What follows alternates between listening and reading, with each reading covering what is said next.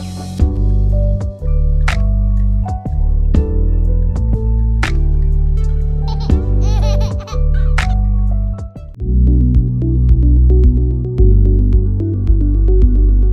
అండి, నా పేరు డాక్టర్ సీత.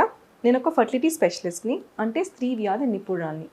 ఈరోజు మనం స్పర్మ్ కౌంట్ని ఎలా పెంచుకోవచ్చు న్యాచురల్గా, లేదా స్పర్మ్ కౌంట్ పడిపోకుండా మనం ఏం చేయొచ్చు అనే దాని గురించి మాట్లాడదాం.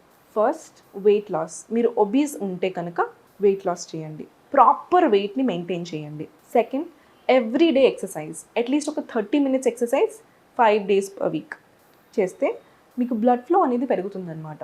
సో టెస్టెస్కి కానీ, అప్పుడు అక్కడ హార్మోన్ డెలివరీస్కి కానీ, సో ఈ బ్లడ్ ఫ్లో పెరగడం వల్ల మనకి ఇంకా బెనిఫిట్ ఉంటుంది.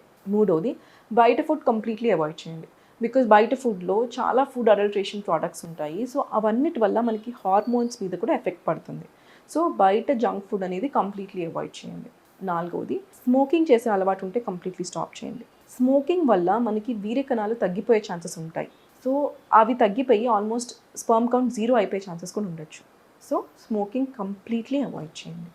ఆల్కహాల్ తాగే అలవాటు ఉందంటే, మందు తాగే అలవాటు ఉందంటే కంప్లీట్లీ ఆపేసేయండి. ఎందుకంటే ఆల్కహాల్ వల్ల కూడా మనకి స్పర్మ్ కౌంట్ అనేది తగ్గచ్చు. So alcohol consumption completely avoid చేసేసేయండి. సిక్స్త్, కెఫీన్ ఎక్కువ తీసుకునే అలవాటు ఉంటే కూడా తగ్గించండి. ఎందుకంటే కెఫీన్ వాజో కన్స్ట్రిక్టర్ అనమాట, అంటే బ్లడ్ వెజల్స్ని ష్రింక్ చేస్తుంది. చేయడం వల్ల ఏంటంటే బ్లడ్ సప్లై అనేది సరిగ్గా ఉండదు. డైలీ 200 mg వరకు లిమిట్ ఉంటే ఓకే, కానీ మరీ ఎక్కువ కాఫీ తాగినా కూడా మనకి బ్లడ్ ఫ్లో అనేది తగ్గిపోయి టెస్టెస్ సరిగ్గా ప్రొడ్యూస్ చేయకపోవచ్చు స్పర్మ్స్ని. సో కెఫీన్ ఇంటేక్ని కంప్లీట్లీ స్టాప్ చేయండి ఆర్ తగ్గించుకోండి. హాట్ వాటర్ బాత్స్ కూడా మంచిది కాదనమాట. ఎందుకంటే ఎప్పుడైనా టెస్టెస్ ఎలా ఉంటుందంటే బాడీ నుంచి కొంచెం సెపరేట్గా ఉంటుంది, ఎందుకంటే చల్లగా ఉండడానికి. ఇప్పుడు మనం చాలా వేడి వాటర్తో స్నానం చేస్తే ఆ టెస్టెస్ అనేవి డ్యామేజ్ అయిపోయి మనకి ప్రొడక్షన్ అనేది, స్పర్మ్ ప్రొడక్షన్ అనేది తగ్గిపోతుంది. సో హాట్ వాటర్ బాత్స్ని అవాయిడ్ చేయండి. ఎనీ స్టెరాయిడ్స్, టెస్టోస్టెరాన్స్ కానీ ఎనీ స్టెరాయిడ్స్ అవాయిడ్ చేయాలి. ఎందుకంటే ఈ స్టెరాయిడ్స్ వల్ల కూడా మనకి టెస్టిస్ అనేది డ్యామేజ్ అవ్వచ్చు, స్పర్మ్ ప్రొడక్షన్ అనేది తగ్గచ్చు అనమాట.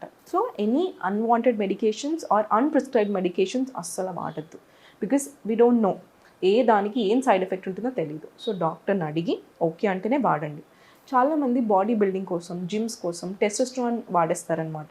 దానివల్ల కూడా స్పర్మ్ కౌంట్ అనేది చాలా ఇంపాక్ట్ అవుతుంది. సో ఇది మాత్రం అస్సలు వాడద్దు. And tight undergarments avoid చేయండి.